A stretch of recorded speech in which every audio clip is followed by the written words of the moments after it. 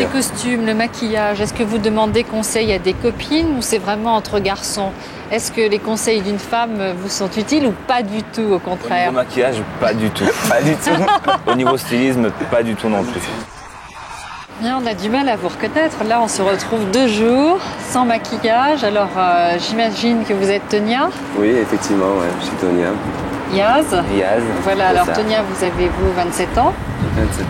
Et vous, Yaz, vous avez 23 ans. 23. Et vous vous produisez dans toutes les boîtes branchées de Paris, mais aussi en Branchées banlieue. et autres, en banlieue aussi, Et vous qui ne faites sont pas des branchées. numéros de transformisme surtout. Transformisme, spectacle de danse et numéro dansé, numéro chanté ou imitation, ça dépend. Voilà. Alors, comme vous le dites, vous êtes bien quand même des garçons. Oui, bien sûr. Malgré les cheveux longs et le travestissement. Alors, mais ça correspond vraiment à quoi? Parce que vous dites c'est plus un état d'esprit, mais c'est par jeu, c'est par mode, c'est par pulsion, c'est par désir profond de devenir femme. Qu'est-ce que c'est un drag queen? Pour moi, pas du tout en tout cas. Je me sens pas du tout. J'ai pas envie de devenir une femme et Non, moi c'est plus un amusement. Moi, si j'avais été une vraie femme, oui. Mais de devenir une femme, non. Je me sens bien un garçon. Je suis content d'être un garçon en tout cas. Est-ce que vous, c'est vraiment lié à la nuit et à l'amusement? Ouais. Est-ce que vous pourriez sortir en drag queen dans la journée? Jamais. Jamais. Jamais de la vie. Bah non. déjà parce Jamais que de la ça vie. dérangerait trop. Si c'est pour se faire toujours constamment. Ah regarde, maquillée, drag C'est queen. pour cette raison-là, sinon vous le feriez? Non, et puis on a du respect pour les gens aussi. Je crois qu'on ne peut pas se permettre de sortir la journée. C'est comme si on se baladait en sous-vêtements la journée. Ça dérangerait les gens. Pour moi, c'est un manque de respect envers les gens. Drag queen, donc ça vient des États-Unis. C'est un phénomène qui existe depuis environ 3 ans, qui est arrivé en France. Maintenant, ça fait aussi quelques années. Lorsque vous êtes habillé, alors on va dire en créature de rêve. La traduction, c'est créature folle de nuit, fou de la nuit. vraie traduction, c'est pas c'est vraiment. folle de nuit, mais bon, c'est créature, c'est personnage de la nuit. Personnage de la nuit. Est-ce qu'il y a vraiment un changement en vous qui s'opère ou c'est vraiment du jeu comme un comédien? Il y a beaucoup de jeux comme un comédien. Ouais. C'est vrai? Ouais, beaucoup de jeux. C'est vrai qu'on aime prendre des différents personnages, même faire des ressemblances. C'est marrant, faire un Michael Jackson parce qu'on a le visage plutôt creux par rapport à son visage. C'est plein c'est vrai qu'on a envie pas d'être d'autres personnes, mais d'essayer parce que quand tu fais du spectacle, tu as plein de gens qui viennent payer et c'est comme un comique qui va faire son show Enfin, je pense que c'est ça. Et nous, on fait pareil. Pour les costumes, le maquillage, est-ce que vous demandez conseil à des copines ou c'est vraiment entre garçons? Est-ce que les conseils d'une femme vous sont utiles ou pas du tout, au Au contraire? niveau maquillage, pas du tout. Pas du tout. Au niveau stylisme, pas du tout non plus. Parce que vous aimez les femmes très maquillées, très Non, sophistiquées? pas forcément. Mais C'est plus souvent les femmes qui viennent nous demander des conseils de maquillage en fait. Alors, vous êtes jeunes l'un et l'autre. Hein. À partir de quel âge vous avez commencé à vous transformer, à avoir envie de vous maquiller, de laisser pousser les cheveux, d'aller vers cette transformation? 5 ans, 5-6 ans. Donc à 17-18 ans, vous étiez jeune? Vers 18 ans, vers 17-18 ans à peu près. Et puis j'ai fait mon premier spectacle à cette époque-là. Où j'ai fait...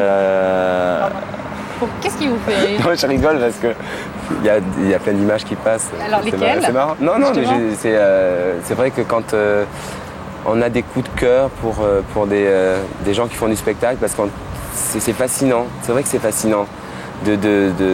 Moi, j'ai eu un coup de cœur pour un garçon il y a longtemps. Il y a de ça donc j'avais à peu près dans cet âge-là, un garçon qui s'appelait Claude et qui faisait des spectacles, s'il m'entend il va être étonné, qui faisait des spectacles et qui m'épatait parce que la transformation elle était tellement incroyable que quand tu le voyais en garçon et qu'après tu le voyais maquillé en créant ses personnages tout en essayant de ressembler, c'était tellement incroyable que j'étais épaté. Je me suis dit, mais attends, c'est pas possible, comment il fait et tout.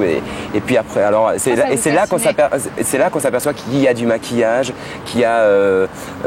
Tant qu'on n'est pas sorti des loges, c'est. Est-ce qu'il vous est arrivé lorsque vous étiez, donc, on va dire déguisé, ça vous va comme. Looké.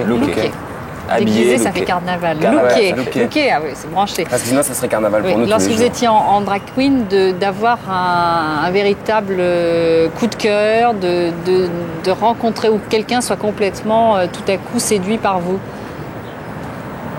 une véritable rencontre en ayant cette apparence.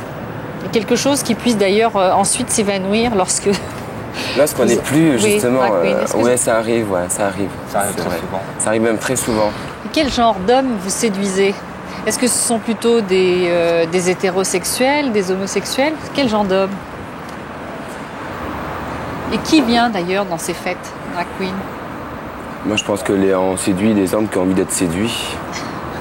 C'est une bonne réponse, oui.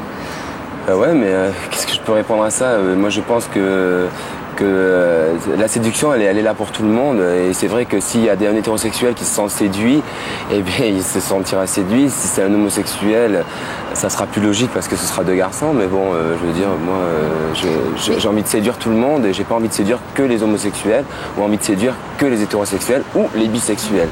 Et vous, est-ce qu'il vous est arrivé d'être attiré par un autre drag queen? Justement. Est-ce que ça a pu vous arriver? Non, moi non, jamais. Non, jamais. Jamais arrivé. Mais j'espère que ça m'arrivera pas. Pourquoi? Je sais pas, je peux... Pourquoi autant de recul? Mais je sais pas, c'est comme si... Non. Non? Non. Pas pour moi, c'est très peu. Très peu pour moi. Denis?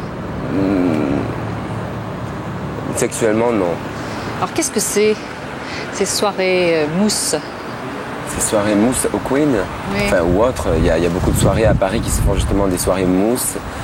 C'est un peu les plages qui viennent dans ces boîtes, c'est des grosses machines qui envoient de la mousse, où les gens se rentrent dans cette mousse, et avec la musique, enfin moi j'ai vu, ils sont tous en train de danser dans la mousse, de bouger, C'est l'envie de quoi? D'avoir de l'eau sur soi, de retrouver la sensualité de Je pense que les c'est des gens qui ne peuvent pas partir en vacances et qui ont l'impression d'être sur des plages propres, des plages... Non. La question qu'on se pose en voyant le sujet, c'est quand même qu'est-ce que ça fait d'être au milieu de la mousse comme impression? On n'est pas dégoulinant?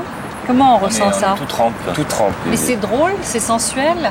Oh, il doit y avoir un peu des deux, il doit y avoir de la drôlerie parce que c'est rigolo de pouvoir être dans cette mousse qui dépasse au-dessus de la tête et d'entendre cette musique qui est un peu techno, dance et tout ça.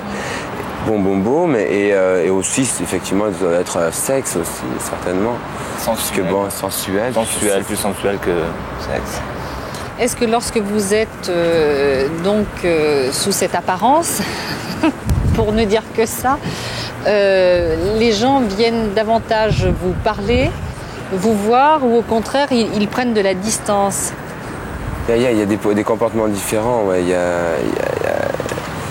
Il y a beaucoup de gens qui viennent se confier à nous sur l'homosexualité, t'as des petits jeunes qui viennent, qui posent des questions. T'as sur l'apparence aussi, beaucoup. Mais c'est vrai qu'ils viennent nous dire leurs petites histoires, qu'elles soient dans tous les domaines. Des petites, je sais pas. Ils ont l'impression de parler à quelque chose d'irréel. Un robot. Pas un robot, mais à quelque chose d'irréel, et ils se sentent en sécurité, en sachant très bien que... Ils peuvent tout dire, c'est ça? Ils parlent de tout en général, ils se confient, ils demandent beaucoup de conseils, mais ils se confient beaucoup. Puis, même dans l'ambiance de la fête, oui, de même la dans l'ambiance musique, de la oui. fête. Dès qu'ils ont 5 minutes, dès que nous aussi on a 5 minutes, si on peut discuter, on est là aussi pour discuter, on n'est pas là que pour poser. En général, les gens vous parlent de quoi? Quel genre de problème? Parce que les confidences, c'est souvent problème, non? Sur leurs amours. Problèmes amoureux. Problèmes amoureux, problèmes... Filles et garçons. Un peu de aussi. tout en fait. Et alors vous êtes quoi? Une grande oreille qui écoute, ou vous vous permettez de donner des conseils? Psychologue. Psychologue, Non, carrément. on n'est pas psychologue. On va dire drag queen et psy. Psy. Non, on essaye de... Si on peut les aider, on les aide. Et puis si on peut pas, eh bien... On essaye de donner des conseils. Je sais pas, de donner des conseils ou de les rassurer. Vous qui? Moi, je me confie à lui. Et vice-versa. Vice-versa, oui. Est-ce que vos familles respectives vous ont vu en drag queen? Pour moi, en tout cas, ouais. J'ai ma mère au téléphone tous les jours et elle suit à la lettre ce que je fais. Mais elle vous a vu? Oui. Elle vient me voir, notamment le 1er septembre à Toulouse. On passe dans une boîte et elle vient me voir. Elle a 60 ans, mais elle vient me voir. Elle vous a déjà vu? C'était pas en drag queen, c'était plutôt femme, des collants, et moi j'avais grillé mon collant. Et j'étais embêté parce que bon, ça fait pas joli. Et donc je suis allé voir ma mère. Je frappe, je dis, comme elle sait que je travaille dans un milieu un peu bizarre par rapport à ces personnages-là. Alors je frappe comme ça, doucement, j'ouvre la porte et je lui fais « Excusez-moi madame », je dis « Tony n'est pas là ?» Et elle a dit « Non, madame, elle m'a dit « Il n'est pas là ». Et je dis « Bah alors », je dis « C'est moi, tu ne me reconnais pas ?» Vite, rentre. Et c'est la première réaction qu'elle a eue. C'est-à-dire qu'elle avait un peu honte. Non, elle n'avait pas honte, mais elle a tellement été surprise qu'elle s'est dit, la voisine, elle m'a dit, rentre. C'est pas de la honte, c'est un réflexe. Et vous, Yaz, des frères et sœurs, des parents? Les frères et sœurs, ça passe très très bien. Ils n'avaient pas vu le clip encore, ils ne savaient pas trop. Donc ils ont eu le disque, ils ont acheté le disque. Enfin, je leur ai envoyé le disque. Ensuite, ils ont enregistré le clip et puis tout le monde adore. Et puis mes parents, je ne savais pas trop ce que c'était. Et comme ils voient que c'est quand même le côté artistique et le côté artiste avant tout, il n'y a pas de problème.